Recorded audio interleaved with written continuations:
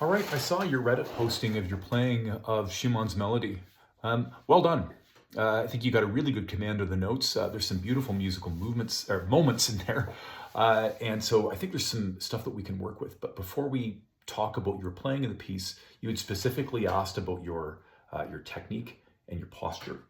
I like your technique. I think it's fine because what I'm seeing is good hand position. I'm not seeing a lot of extra movement of the hands or of the wrists. And so that quietness, particularly on a piece like this, will serve you well. So I wouldn't change anything with that. And same thing with your height, your seat height. Maybe you're sitting a titch high, but as soon as I say that, you'll go online and you'll see some of the great pianists sitting about where you are. I personally sit a bit lower. My teacher got me down because I'm tall and otherwise I was slouching a bit. So it's better for my posture to sit low. So that's what I do. I think it's a thing of personal preference, so I wouldn't change anything about your seat height. Okay, let's turn our attention to your playing of the piece, and I want to start with a compliment. Your phrasing in measure 4 is beautiful. I just love the way you bring that phrase down. Very nuanced playing, and I would say that's uncharacteristic of someone that's only been at it for 8 months. So very well done. I want to bring more of that nuance to the rest of the piece.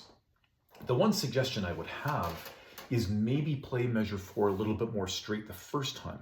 This is a repeated line, so in the interest of giving your listeners a bit of variety, play it just a bit straighter. Right? Not as much of that decrescendo. And so then the second time you can do that beautiful job you do, and it'll give them some variety. The second thing it'll do, actually, is lead you into measure 5 quietly. I'm going to suggest that you play measure 5 almost as quietly as you can, because what we want to do is give room for a crescendo. I can see that you're wanting to crescendo with this sequence. Good musical instinct. And then Schumann writes it this way for a reason. So if you want to make that crescendo really noticeable, then start really quietly.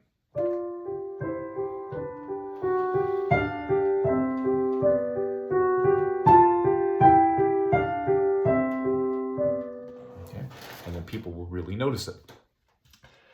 That takes us to measure 8. And here I noticed you're rushing just a little bit. So I would suggest you get your metronome out for this and just even that out. It's a tricky bar, and so it could be that you're focusing more on just getting those notes right and you're paying less attention to the tempo.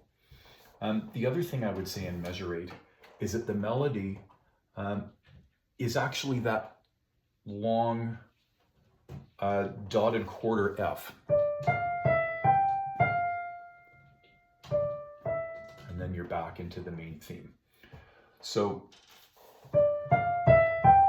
don't let the competing figure below that is not the melody, it's just there for harmony. Okay, so just work on that balance. Now, I'd mentioned before that one of the challenges with this piece is we hear a lot of the same stuff again and again. So in measure 13, you'll see here comes that beautiful theme again. So for variety here, in fact, for the last 2 lines, for measures 13 plus, I'm going to use time now to give a little bit of variety. So when we hear this, that rising theme, when we get to the A, I'm going to hang on the A just a little bit. You'll hear me do it. And then at the end of the line, I'm going to do a little rallentando. I might even just slightly pause before I move into measure 17th to play that line again. So let me see if I can do it.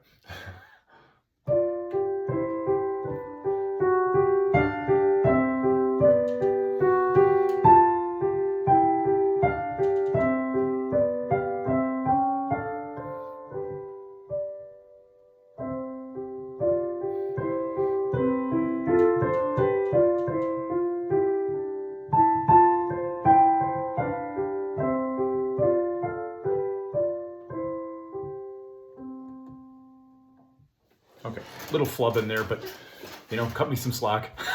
But you can see at the end there, I just wanted that, I want that little music box to just kind of wind down, you know, so dee, dee, dee, dee, dum, ba, dum, bum, bum, bum, bum.